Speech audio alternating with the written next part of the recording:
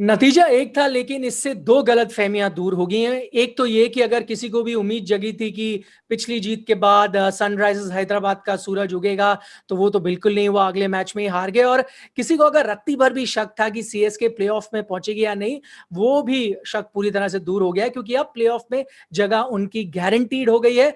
पहले दो में रहेंगे या नहीं, अब इस पर सबकी नजर रहेंगी। फिलहाल हम बात करेंगे उस मुकाबले की जो सीएसके ने 6 विकेट से जीता, सनराइजर्स हैदराबाद को हराया। आप देख रहे हैं ESPN cricket info T20 time out.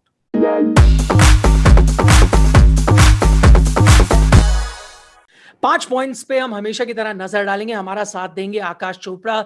आकाश, शुरुआत करेंगे हम हेजलवुड के साथ। हम कह रहे हैं टू गुड हेजलवुड, 3 विकेट उन्होंने छटकाए, लेकिन इससे पहले मैं देख रहा था 3 विकेट थे उनके 3 मैचों में। तो अगर गेंदबाजी तो वैसे अच्छी थी, अगर थोड़ी बहुत कोई कमजोर कड़ी थी, हेजलवुड की गेंदबाजी थी, वो भी अब पटरी पे आ रही है लग रहा है। देखिए आई जानी थी क्योंकि दो चीज होती हैं। एक तो ये कि आपके पास स्पेस है और इनके पूरे सेटअप में सिर्फ एक के पास स्पेस है, तो वो उस स्पेस उस हाइट का आपको इस्तेमाल करना है। एंड आई एम ग्लैड कि उनके पास शायद एक मन में बात रही होगी कि बड़ी स्लो सी सरफेस है, जैसे आपने कहा 3 ही तो विकेट चटकाई हैं। क्या हम सैम करन और ड्वेन ब्रावो को इकट्ठे खिला लें, क्योंकि बैटिंग बहुत डीप हो जाएगी, धोनी को डीप बैटिंग पसंद आती है। पर वो टेम्पटेशन को उन्होंने रेजिस्ट किया। उन्होंने कहा नहीं, एक हमारा जो प्रॉपर फास्ट बॉलर खेलने वाला है, this is the way we want to go. और अगर आप वो क्लास के साथ चलते रहोगे, और बॉलिंग तो खराब कर ही नहीं रहे, वो पहले मैच से आप देख लीजिए, ऐसा कहीं से नहीं लगता कि बॉलिंग फॉर्म नहीं है। अगर आप वहीं दूसरे छोर पे देखो, तो शायद हम बात भी करेंगे बाद में, भुवी की तरफ आप देखते हो, उनके खाते में 2 विकेट भी होंगी तो भी आप कहोगे बॉलिंग फॉर्म नहीं है। और यहीं पे अगर हेजलवुड के पास 1 विकेट भी नहीं थी, तो भी आप कहते हैं कि बॉलिंग फॉर्म है, विकेट जो है वो आ जाएगी। मतलब वो बाय प्रोडक्ट है, वो आउटकम है, अभी नहीं तो कल आएगा। तो हेजलवुड अच्छी बल्लेबाज गेंदबाजी कर रहे हैं। और दूसरी बात, जिस पिच पे बॉल थोड़ा फंस के आता है ना, हमने यहाँ देखा है, अच्छी हाइट वाले जितने भी गेंदबाज है, चाहे वो जेसन होल्डर हो, चाहे वो जॉश हेजलवुड हो, और पिछले मैच में लॉकी फर्ग्यूसन भी थे, वो जो ऊंची हाइट कद वाले गेंदबाज हैं, उनको मदद मिली है इस पिच के ऊपर। अब आपने हमारे साथ इतने शो कर लिए कि आपको पता होता है आगे क्या आने वाला है। जैसे आपने कहा भुवनेश्वर कुमार, वो आगे जरूर आएंगे। फिलहाल हम बात करते हैं चेन्नई के कंजूस सेठ ड्वेन ब्रावो के बारे में। उन्होंने आज 2 विकेट चटकाई, 17 रन देकर इकोनॉमी 4.25 की। एक चीज के तो हम आदी हो गए थे, हमेशा उनको जब भी T20 क्रिकेट खेलता हुआ देखा है आकाश, वो ये कि वो स्लोअर गेंद डाल के नीचे जाके डेथ ओवर में विकेट छटकाते थे। अब एक चीज जो नजर आ रही है कि शुरुआत में भी जब थोड़े बहुत मिडिल ओवर्स में आते हैं विकेट छटकाते हैं, जैसे आज विलियमसन और प्रियम गर्ग को आउट किया, तो एक और डायमेंशन ऐड कर लिया है गेंदबाजी एब्सोल्युटली, मुझे तो नाम बड़ा अच्छा लगा, कंजूस सेठ। नाइस। पर वो सेठ जैसे भी होते हैं उनके, इतने वो सोने की हाँ। चेन वेन होती है उनके। पर जिस तरीके गेंदबाजी कर रहे हैं निखिल, बड़ा इंटरेस्टिंग है एक्चुअली, क्योंकि सीपीएल के आखिरी पक्ष में गेंदबाजी की नहीं थी, मतलब जरूरत भी नहीं थी, टीम इतनी अच्छी है, जीत गई टीम उनकी गेंदबाजी के बिना भी।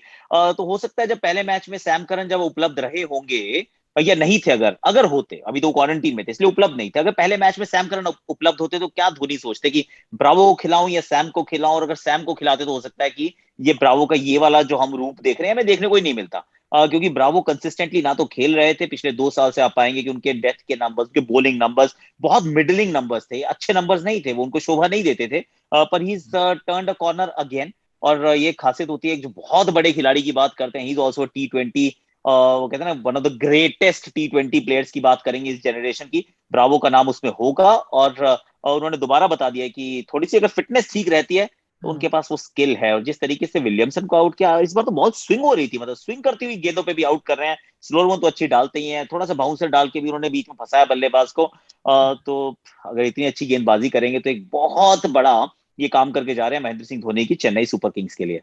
तो इस बीच सीएसके ने जीत तो बहुत आसान से दर्ज कर ली, लेकिन एक समय ऐसे आया था, थोड़ी कठिनाई पेश आ रही थी, खासतौर पर जब होल्डर और राशिद ने लगाया था ब्रेक। ये हमारा अगला पॉइंट है, 3 विकेट फटाफट गिर गई थी, थोड़ी परेशानी आ सकती थी। लेकिन मैं यहाँ पर जब परेशानी आ रही थी, सारा दारोमदार भुवनेश्वर कुमार पे गया। उस वक्त 19 वो ओवर डालते हैं। मैं आंकड़ों पे नहीं नजर डालता, सिर्फ मैं देख रहा हूं उनके कप्तान क्या सोचते हैं। और उम्मीद है कि ये वाले भुवनेश्वर कुमार और 2-3 हफ्ते बाद वाले भुवनेश्वर कुमार में जमीन आसमान का अंतर आ जाए निखिल। क्योंकि वर्ल्ड कप आ गया है। बिल्कुल बगल में खड़ा हुआ है, और आपके पास सिर्फ 3 फास्ट बॉलर हैं, जिसमें से भुवी आपकी नजर में यही था कि तो Bumrah first, second choice Bhuvi, third अगर खिलाना है तो आप शमी को देख लीजिए, क्योंकि शमी के भी T20 नंबर्स आप ऊपर नीचे उनको होते हुए देखते हैं। एक फॉर्मेट है जो उन्होंने अभी तक मास्टर नहीं किया है, दैट इज T20 क्रिकेट। वैसे में अगर भुवी की गेंद हाथ से नहीं निकलेगी, वो 135 की जगह 125 पे आएगी, यॉर्कर जो है वो फुल टॉस बन जाएगी, और फिर वो स्लोअर वन है जो वाइड हो जाएगी, फिर वो लेंथ बॉल पे छक्का भी खा जाएंगे। ऐसा भुवी हमने देखा नहीं है, तो भुवनेश्वर कुमार की फॉर्म को लेके मैं तो बहुत चिंतित हूँ। और आई एम प्रीटी श्योर कि इस समय विराट कोहली, इंडियन सेलेक्टर्स, वो महेंद्र सिंह धोनी, वो तो मेंटोर हैं, तो वो भी चिंतित होंगे कि मैं छक्का तो मार दिया, पर भुवी अगर ऐसी बॉल डालेगा तो फिर कैसे चलेगा काम, ये जब वर्ल्ड कप शुरू होगा। तो उनकी फॉर्म को लेके मैं बहुत चिंतित हूँ। सिर्फ एक ही बात है कि कहते हैं form is temporary, class is permanent. Bhuvi की क्लास हम देख रखी है, तो हो सकता है कि he will be able to, जैसे हमने ब्रावो को कहा है कि इज टर्न्ड अ कॉर्नर, तो भुवी जो है वो पुराने भुवी दिखे। पर अगर कल वर्ल्ड कप का मैच हो रहा होता तो फिर मेरी 11 में तो अभी उनकी जगह नहीं बन पाती, मैं शमी को उनसे पहले खिला था। तो ये एक परेशानी का सबब है। जहां तक भारतीय टीम का सवाल है, परेशानी के सबब के बारे में बात करें तो कुछ हद तक चेन्नई के नजरिए से देखें तो MS धोनी का फॉर्म भी था, लेकिन आज हम बात कर रहे हैं धोनी रायडू का नॉकआउट पंच। और हालांकि आकाश, पूरी तरह से तो धोनी का हम कह नहीं सकते फॉर्म लौट गया हो, लेकिन आज थोड़ा नॉस्टैल्जिया जरूर लगा है। धोनी लगाते हैं 50 तो नहीं लगाया, लेकिन मैं कहीं पढ़ रहा था 50th छक्का लगाया है उन्होंने T20 क्रिकेट में 20वें ओवर में। तो वो चीज वापस देखने को मिली जिसके लिए वो जाने जाते हैं। एक लोअर ऑर्डर CSK का थोड़ा बहुत वीक लिंक था, बाकी अगर चीजें देखें वो भी धीरे धीरे सॉर्ट आउट हो रहा है। देखिए वो मुझे लग रहा है अभी वीक लिंक है। Let's not get carried away. वो इसकी सिंपल वजह यह है कि अभी हमने बात की कि भुवनेश्वर कुमार के हाथ से अच्छी गेंद नहीं निकल रही है, होल्डर के ओवर समाप्त हो चुके थे। एक बार आपके पास सिद्धार्थ कौल और भुवनेश्वर कुमार, और आप कह रहे हैं कि हमारे सबसे लेस फेवर्ड बॉलर्स थे, क्योंकि हम तो सोच रहे थे कि 18 ओवर में मैच खत्म हो जाएगा। I mean that's the mindset of the captain. तो उसमें आते हैं रायना, रायना आउट हो जाते हैं, और रैना रन नहीं बनाते, आप उनको थोड़ा सा ऊपर भी भेजते हैं इस बार, पर उनके बल्ले से रन नहीं निकले, और अब क्या 11-12 मैच हो गए हैं। उसमें सिर्फ एक अर्धशतक है उनका, वो मेरे ख्याल से पहले मैच में ही आ गया था, दिल्ली के खिलाफ वानखेड़े की पिच पे आया था शायद, और उस बात को अब अरसा हो गया है। तो अगर उनके बल्ले से रन नहीं निकल रहे, और धोनी का मैं अभी नहीं कहूंगा कि धोनी ने 11 बॉलों पे 14 बनाए हैं, जिसमें एक चौका एक छक्का है, तो इसका मतलब वो 18-19-20 ओवर के अंदर भी काफी डॉट गेंदें रही होंगी। पिछले मैच में हमने वरुण चक्रवर्ती को उनको आउट करते हुए देखा, 3 पारियों में 3 बार आउट कर दिया उन्होंने। तो महेंद्र सिंह धोनी को देख के हम छक्का मारे, और मैं मतलब कमेंट्री पे मुझे बड़ा अच्छा लगता है, बोलूं माही मार रहा है, और माही है तो मुमकिन है, पर from a very analyst point of view, नहीं, Dhoni is not back yet, और ये वाली समस्या इस टीम के साथ रहेगी। इसका मतलब मैं कह रहा हूँ दूध का दूध पानी का पानी, या कहें कि फिर वो जो कहते हैं ना ऊंट पहाड़ के नीचे आएगा एंड ऑल ऑफ दैट, ये तब होने वाला है जब इनकी ओपनिंग साझेदारी नहीं होती, क्योंकि इस समय फाफ और ऋतुराज जो काम कर रहे हैं ना, वो अनबिलीवेबल कर रहे हैं। यही आपका अगला पॉइंट है? नहीं, ये मेरा अगला पॉइंट नहीं था। अगला पॉइंट उसके नहीं था अगला वैसे, लेकिन क्योंकि आपने कहा तो मैं उस पर एक सवाल जरूर पूछूंगा। जी। खासतौर पर ऋतुराज के बारे में बात करूंगा, क्योंकि आज एक चीज ना बड़ा दिल खुश हुआ देखकर कि राशिद खान को जिस तरह से उन्होंने खेला, कि थोड़ी छोटी पड़े तो आप स्वीप कर दें, थोड़ी सी गुड लेंथ पड़ी, dancing down the wicket, over pitch रही तो ड्राइव करके मजा आया। ऐसे कब देखा आपने किसी को राशिद को इस तरह से खेलते हुए? मुझे नहीं याद आता। देखिए हमने राशिद को ना एक बार, क्रिस गेल ने इनको बहुत मारा था, तो वो 6-6-6 मारे थे, मोहाली का मैदान था। पर वो खड़े खड़े छक्के मार रहे थे। वो क्रिस गेल की ताकत थी, बड़ी सपाट सी वो पिच थी, उसमें स्किल था। ऑफ कोर्स किसी को छक्का मारना बहुत स्किल चाहिए होता है, पर जो हम ऋतुराज से देख रहे हैं ना, वो skill of a different kind है।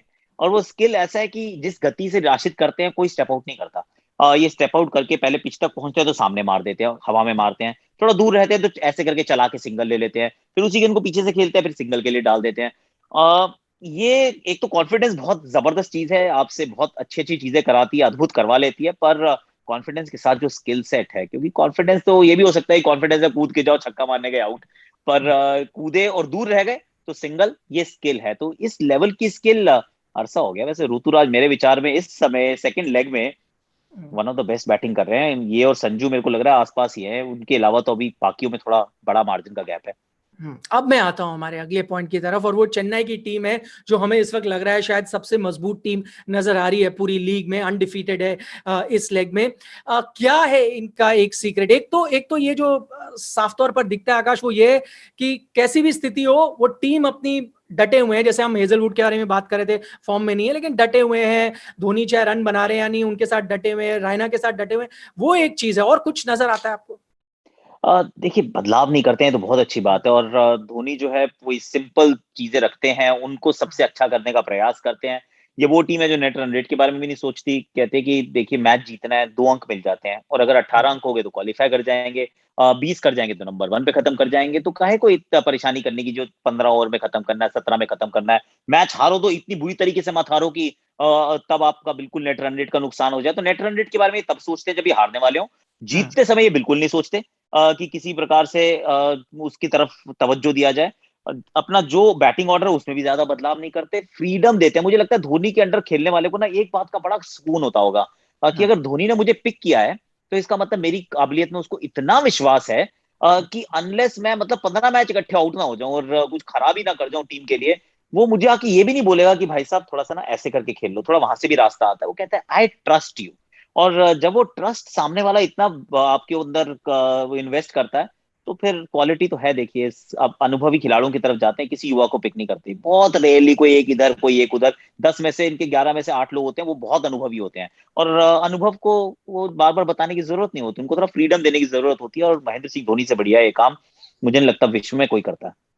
इस बीच हम क्योंकि बात कर रहे हैं कि इतनी मजबूत टीम है, आज थोड़ी फंस जरूर रही थी, लेकिन फिर उसके बाद मैंने बैटिंग ऑर्डर देखा कि अगर आउट हो भी जाते धोनी, रायडू आउट हो भी चलो, जाते, जडेजा बैठे थे वहां, शार्दुल ठाकुर आके रन ब्रावो। बनाते, दीपक चहर सब आके रन बनाते, शायद यही कारण है इतनी मजबूत ये टीम नजर आ रही है। फिलहाल बहुत बहुत शुक्रिया आकाश हमारे साथ चर्चा करने के लिए। आप देख रहे थे ESPN क्रिक इन्फो T20 टाइम आउट।